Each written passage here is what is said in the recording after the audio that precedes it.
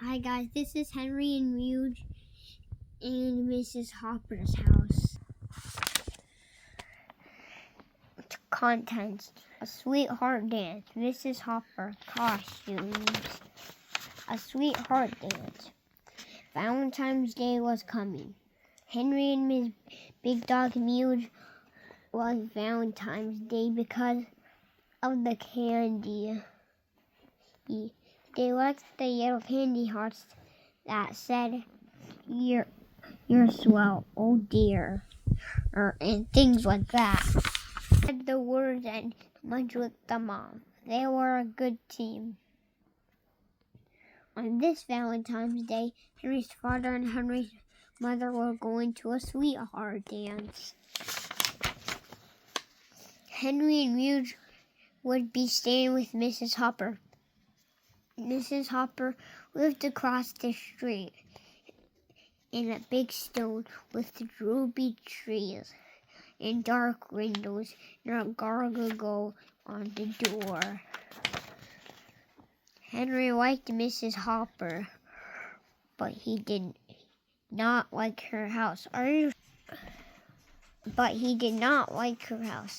you sure Mudge and I can come to the sweetheart dance? Henry asked his father. Only if you both promise to wear tuxedo and shiny black shoes and to waltz to the Blue Dan Blue. Henry looked at Mudge and tried to imagine him in a tuxedo and shiny black shoes waltzing to the Blue Dan Blue.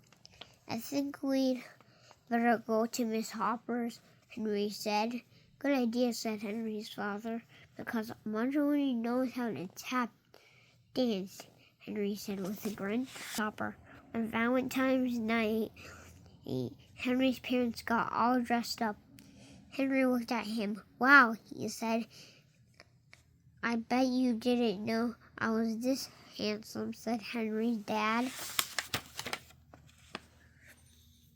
I did, said Henry's mother, giving him a kiss. Too mushy stuff, Henry said to Mudge. Let's get to Mrs. Hopper's house, quick. At Mrs. Hopper's house, Mudge looked at the gargoyle at the front door. Henry giggled.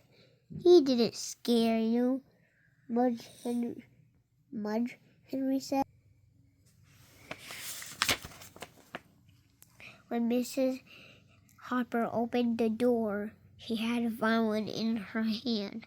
She smiled at Henry and she petted Mudge. She said goodbye to Henry's parents, and Henry and Mudge went inside. Said Henry. He had never been inside Mrs. Hopper's house before. It was like a castle.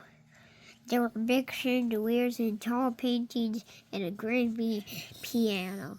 Looking for Mudge, cats everywhere. Guys, let's count how many cats there are. Count with me. 1, 2, 3, 4, 5, 6, 7, 8. There's 8 cats. How many cats do you have, Miss Hopper? asked Henry. 11, said Mrs. Hopper, all girls. Mudge looked at the cats and wagged. Mudge loves cats, Henry told Mrs. Hopper. Mrs. Hopper petted Mudge again. Mudge loves everything, she said. Henry smiled. Mrs. Hopper's house wasn't bad. It was wonderful. Maybe his parents would dance all night long. Costumes.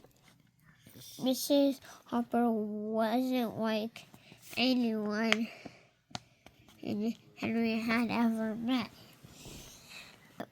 She played violin for him.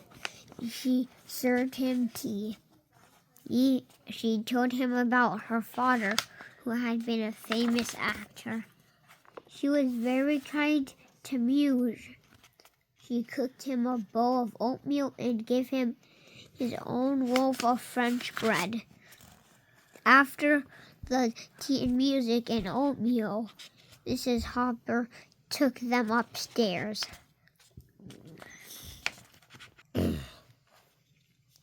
She opened a room that had been her father's. Wow, said Henry. The room was full of costumes. There were silk capes and tall hats and shiny coats. There were canes and swords and umbrellas. There were wigs. Mrs. Hopper put a wig on Mudge. You look like a poodle, Mudge, said Henry. Mudge wagged and wagged.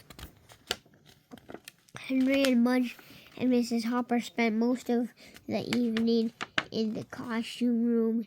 It was a wonderful time. And when Henry's parents came back from the dance, they were surprised. Mudge was a poodle and Henry was a man. Henry wore a tuxedo and a hat and shiny black shoes. I bet you didn't know I was this handsome, Henry told his Dad, and everyone laughed and laughed. And